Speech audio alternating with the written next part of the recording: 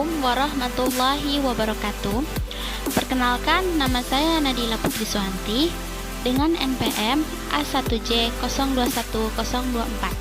Saya dari Prodi Pendidikan Nonformal Universitas Bengkulu dengan mata kuliah Konsep Dasar Pendidikan Anak Usia Dini. Dan dosen pengampu Dr. Muhammad Ilham Abdullah, Master Pendidikan. Baiklah, pada kesempatan kali ini saya mengambil judul materi metode belajar yang wajib guru anak usia dini ketahui. Nah, pentingnya pendidikan anak usia dini memang tidak dapat menghasilkan kesuksesan secara instan. Orang tua baru akan melihat hasilnya itu saat anak akan beranjak dewasa atau setidaknya mengenyam pendidikan di jenjang yang lebih tinggi.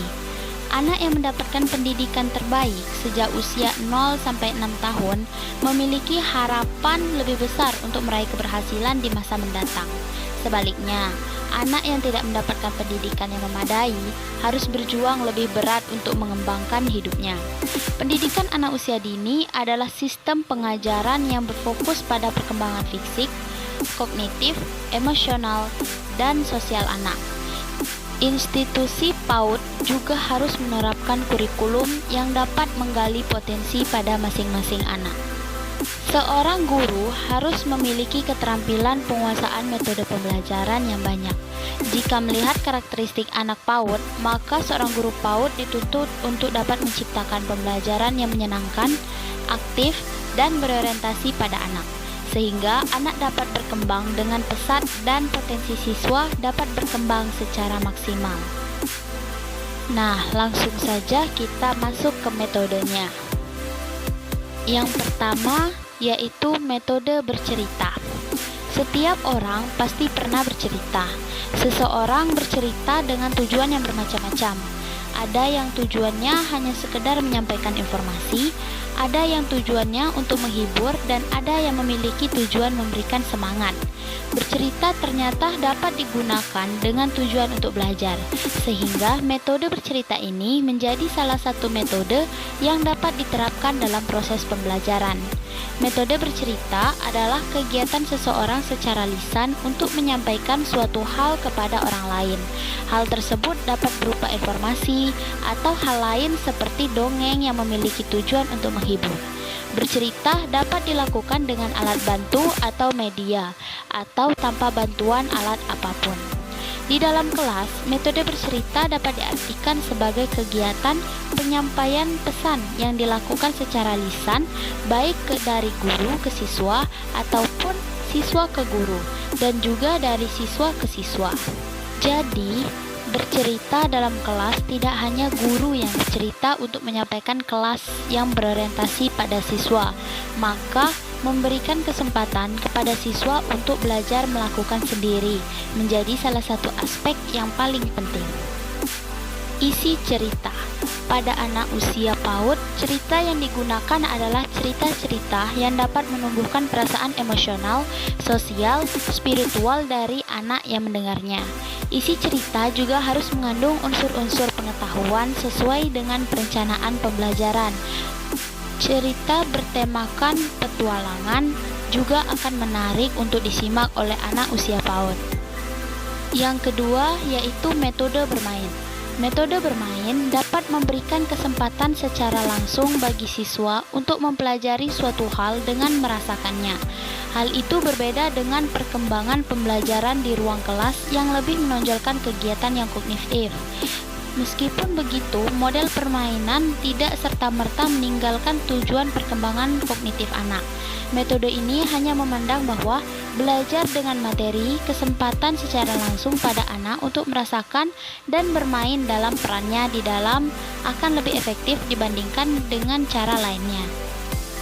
Yang ketiga yaitu metode proyek sederhana. Hal-hal yang dapat dilakukan dalam melaksanakan pembelajaran dengan metode proyek yaitu yang pertama, melakukan pengamatan terhadap warna daun seperti melihat ada yang hijau, kuning, merah, dan lain-lain. Yang kedua, melakukan kegiatan menciplak. Yang ketiga, mewarnai gambar tumbuh-tumbuhan. Yang keempat, menemukan benda yang memiliki bentuk persegi, segitiga, dan lain sebagainya. Yang keempat, metode kerja kelompok besar. Kelompok besar jumlah siswa satu kelompok bisa seluruh siswa dalam satu kelas atau 15-20 anak. Begitupun dengan hal-hal yang dikerjakan pada metode kerja kelompok.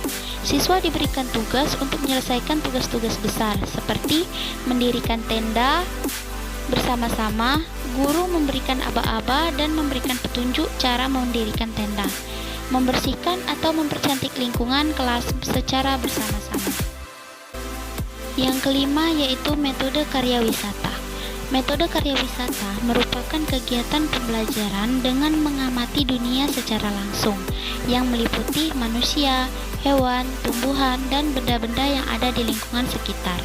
Oleh sebab itu, pada sekolah PAUD karya wisata dapat dilaksanakan dengan cara membawa anak-anak menuju objek-objek tertentu sebagai tempat untuk memberikan pengayaan pengetahuan kepada siswa. Kegiatan karya wisata dapat memberikan banyak sekali manfaat kepada siswa. Di antaranya yaitu yang pertama dapat merangsang minat anak terhadap suatu hal yang ia amati. Yang kedua, memperluas informasi dari apa yang telah ia pelajari di kelas. Yang ketiga, memberikan pengalaman langsung mengenai apa yang ada di dunia luar. Yang keenam, metode tanya jawab. Metode tanya jawab adalah metode pembelajaran yang dilakukan guru dengan memberikan pertanyaan kepada siswa dan siswa menjawabnya. Sebaliknya juga dapat dilakukan dengan memberikan kesempatan kepada siswa untuk bertanya dan guru menjawabnya. Yang ketujuh, metode demonstrasi. Metode demonstrasi adalah metode pembelajaran yang dilakukan dengan cara menunjukkan. Dalam kegiatan pembelajaran di PAUD, guru menunjukkan proses melakukan sesuatu. Mengerjakan sesuatu itulah yang dimaksud dengan metode demonstrasi. Contoh kegiatan yang dapat dilakukan dengan menggunakan metode demonstrasi adalah cara membuat benda-benda dengan plastisin, cara menyapa orang yang lebih tua, memperbaiki tulisan yang salah, cara menonton TV yang baik. Yang kedelapan yaitu metode pemberian tugas. Metode pemberian tugas adalah pemberian tugas belajar kepada anak. Tugas yang diberikan dapat berupa soal, materi untuk dipelajari, pekerjaan rumah, dan lain-lain. Tugas diberikan guru kepada siswa harus mengarah terhadap tercapainya suatu materi yang diinginkan untuk diselesaikan. Yang kesembilan yaitu metode pembelajaran PAUD melalui musik. Metode menyanyi adalah metode pembelajaran anak usia dini yang menggunakan media nyanyian sebagai wahana belajar anak. Menurut Grant Swedargo, seorang musisi dan pendidik, dasar-dasar musik klasik secara umum berasal dari ritme denyut nadi manusia, sehingga ia berperan besar dalam perkembangan otak, pembentukan jiwa, karakter, bahkan raga manusia. Penelitian juga menunjukkan bahwa musik klasik yang mengandung komposisi nada berfluktuasi antara nada tinggi dan nada rendah akan merangsang kuadran C pada otak, bahkan sampai usia 4 tahun. Kuadran B dan C pada otak anak-anak akan terus berkembang hingga 80% dengan musik.